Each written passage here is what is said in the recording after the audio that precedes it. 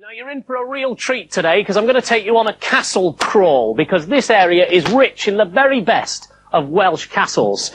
But first of all, there's no point in us both getting wet, is there? Can I get down here without going into the sea? This one, which is Llewyn Castle, was built by Llewyn the Great in 1230, and he built lots of castles. And it was taken from him by Edward I about 50 years later. Now, he held on to it by having supplies shipped across from Ireland. One assignment was 6,000 herring, 550 saltfish, and 45 pairs of shoes. And it was taken about 100 years later by Owen Glendower. And it's a wonderful example. Look at that.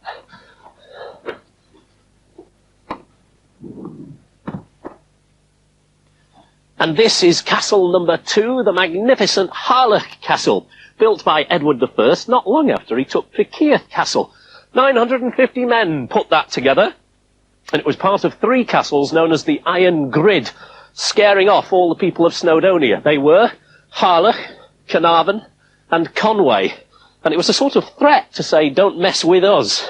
Anyway, it stood here for about 150 years, something like that, before it was eventually taken by that man again, Owen Glendower. I bet he didn't do it before 9:30 in the morning, though. And this is number 3 on the castle crawl. This is Llewyn Castle, built up on that lovely lump of rock so that it could protect the old road that ran between Conway and Meirionydd. Are you paying attention? Now, that keep was built by Llewyn the Great in the 13th century, and inside, the old staircase is still there, and you can get up onto the roof and get the most spectacular views of this valley. Right, come on, there's plenty more to see. And castle number 4, Carnarvon, once again built by Edward I, or at least his master stonemason and military technician, James of St. George. Pay attention. He used just a couple of hundred men. It's supposed to be based on Constantinople, and it is undoubtedly Europe's finest castle. Get the camera off me and show it. It's up there, the big thing. Can you see that? A medieval masterpiece. No, come left. That's a railway bridge.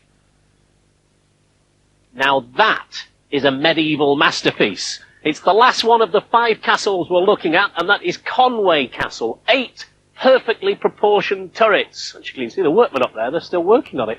And it's attached to the town walls, which are the finest in Europe. There are 22 turrets on those town walls, over 3/4 of a mile, and 3 of the original gates in operation today. Marvellous stuff. Once again, built by George I, and it was that and the other 2 that saw off the northern princes. Now, I have a special little present for you, because I know it's been a trial for you going round all these castles, hasn't it? Well, here you are to remember your little trip to Wales. A present just for you.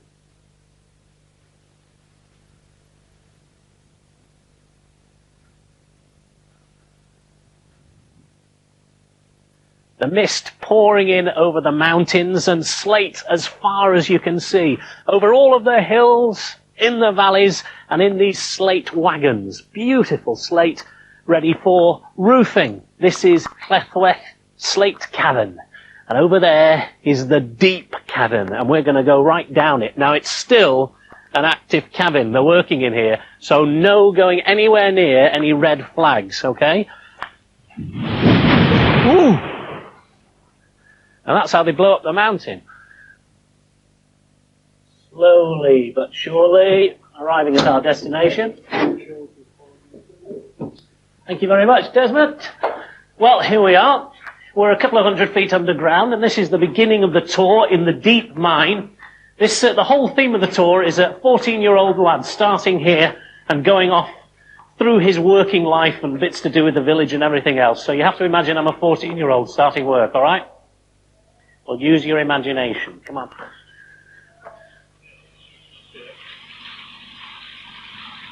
Chamber number 9 out of 10 chambers. We've been on the tour for about 25 minutes now, and it has been fantastic.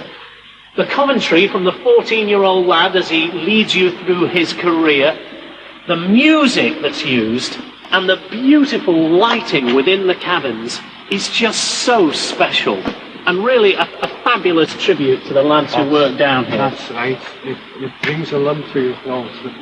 The size of the chambers down here, they're massive. You know, with this fantastic light we've got here today, they can work with candles in them days. Candles, picks, and a bit of gunpowder. That's right. Terrific stuff.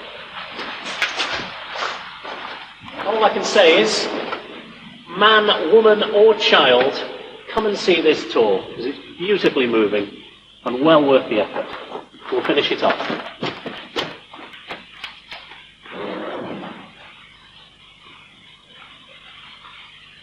As we're off, you just stay there, all right? I'm sure you'll be fine, don't worry.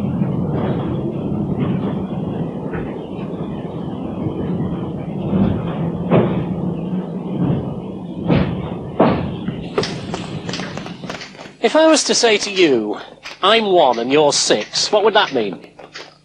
No, it's nothing to do with Christopher Robin. Come on, come with me.